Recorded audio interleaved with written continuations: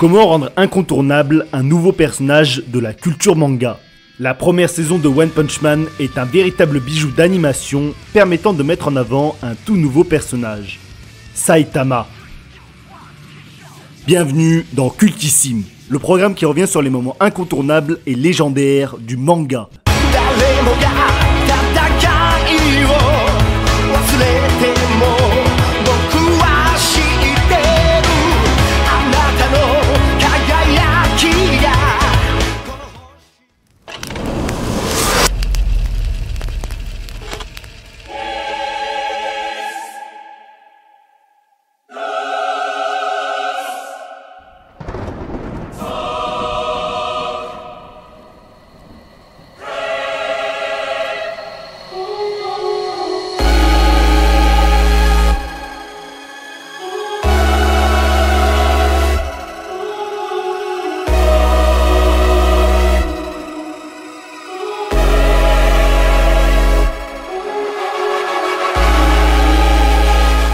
Bon déjà, reprenons les bases. Qui est ce bon vieux Saitama?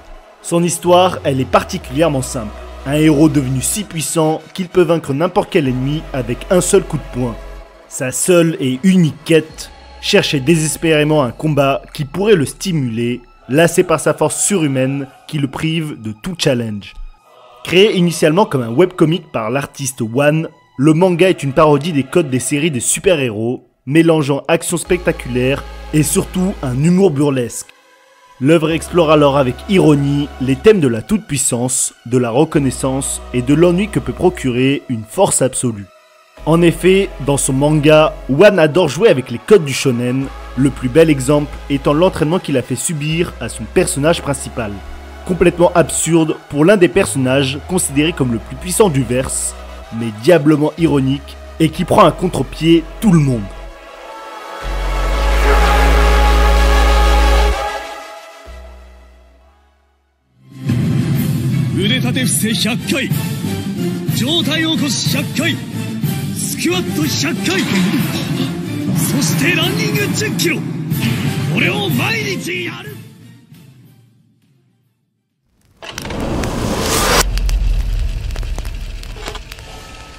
Naturellement, le mangaka est particulièrement doué pour mêler à la fois l'aspect comique et héroïque de son œuvre, reprenant ainsi les codes classiques du shonen en y incorporant sa sauce. Bien qu'on comprenne très rapidement que Saitama est le personnage le plus puissant jamais conçu, il va le reléguer au simple rang C des héros, alors qu'il pourrait clairement faire partie des rangs S en toute première place. Tout ça est bien pensé pour nous proposer toujours plus de personnages hauts en couleur, à la fois particulièrement drôles et charismatiques.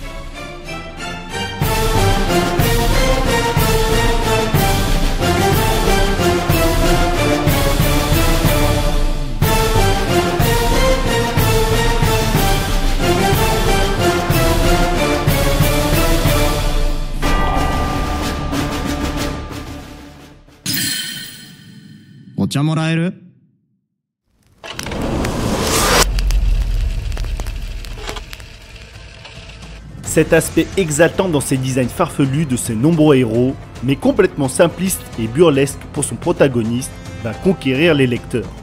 Son webcomic va prendre de plus en plus de place sur internet, au point où Yusuke Murata, un dessinateur de génie, va le remarquer et directement le contacter pour redessiner son œuvre.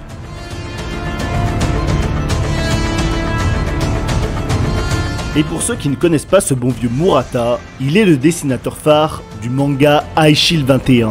Reconnu de tous et de ses pairs pour sa qualité de dessin extraordinaire, il arrive à nous faire ressentir l'explosivité, la vitesse et l'intensité des scènes, élevant alors les œuvres au rang d'art visuel.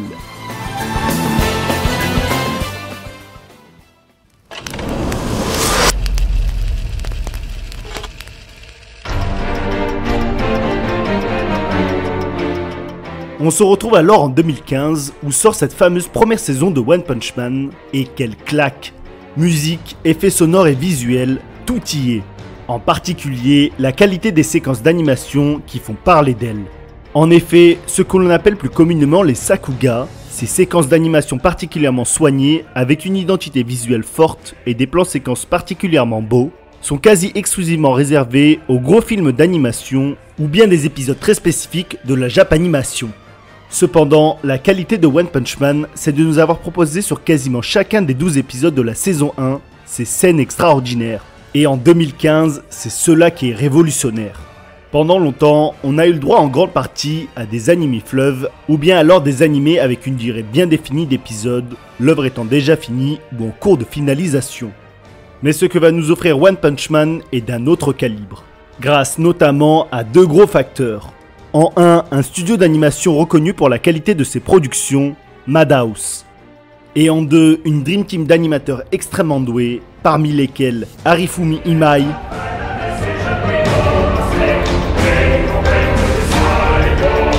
Yoshimichi Kameda,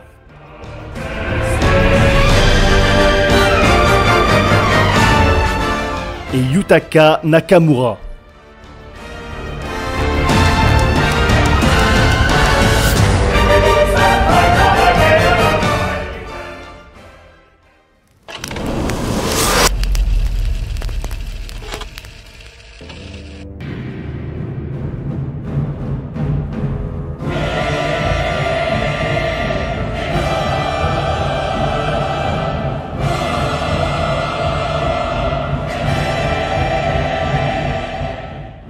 Pour parachever cette saison époustouflante, c'est le dernier épisode qui est le point d'orgue de ce fantastique travail proposé par ces artistes.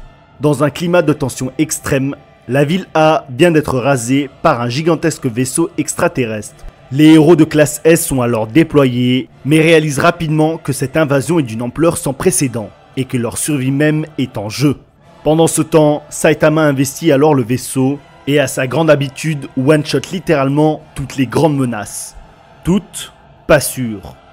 Saitama fait alors la connaissance de Boros, un alien extrêmement puissant qui a parcouru l'univers entier à la recherche d'un adversaire capable de le défier. Absolument tout nous fait comprendre que l'on est face à une puissance divine. Son voyage interstellaire, son chara-design, la menace qu'il pèse sur l'humanité. Clairement, c'est le boss de fin. À l'image de Janemba dans le film Fusion de Dragon Ball Z, Boros est un personnage dont on se fiche du background ou de ses intentions. Dans leur quête de grandiose, One, Murata et l'ensemble des animateurs vont alors nous proposer ce qu'il se fait de mieux dans les combats shonen. Un épisode d'une rare intensité, le propulsant au rang des plus cultissimes.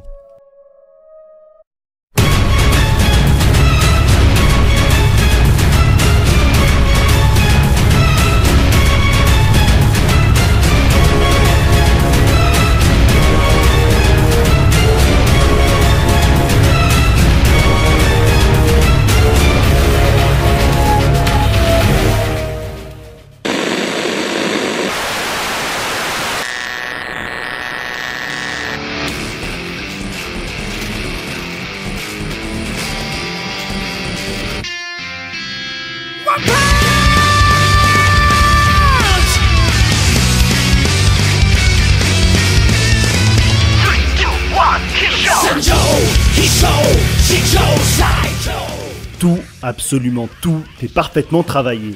La musique, avec la reprise du générique iconique, une bande sonore hyper impactante, ou bien encore des animations signatures telles que les Nakamura Cubes, qui subliment chaque passage du combat. Les mouvements fluides et dynamiques accompagnent parfaitement la chorégraphie du combat ultra précise. Tout cela est maîtrisé de bout en bout via des transitions de plans d'une élégance folle. C'est un combat dantesque que nous offrent ces deux monstres.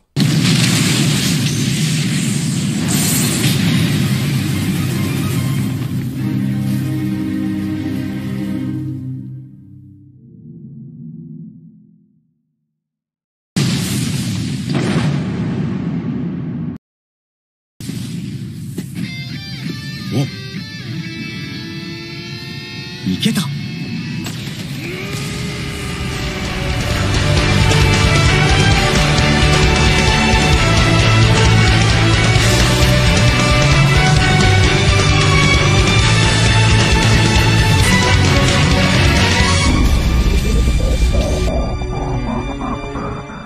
Tout est prétexte à nous montrer que Saitama est sérieux et au sommet de son art. Le finish est grandiose avec un Boros au paroxysme de sa puissance, mais Saitama est bien trop fort.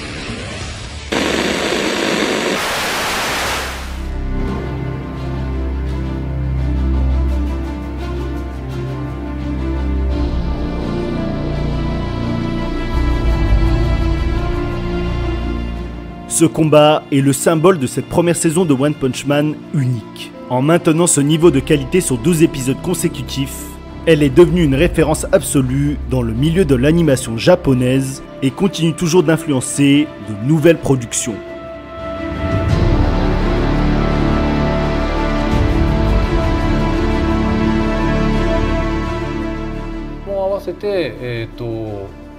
研究すると、透明の連続だけど、動いて見えるのは、次こういう絵が入るともうそうなんですけど、リズム感結構大事だと思ってて、多分小回りを決める時も、そうですね、読むスピードで気持ちいいタイミングでいいタイミングの絵が入ってる、その動きの途中をこう抜き出すにしても、ちゃんとつながって見える絵ってあると思うんですよ。いうところの絵を選ぶ時にはやっぱリズム感って絶対必要で、音楽的なセンスだと思うんですけど。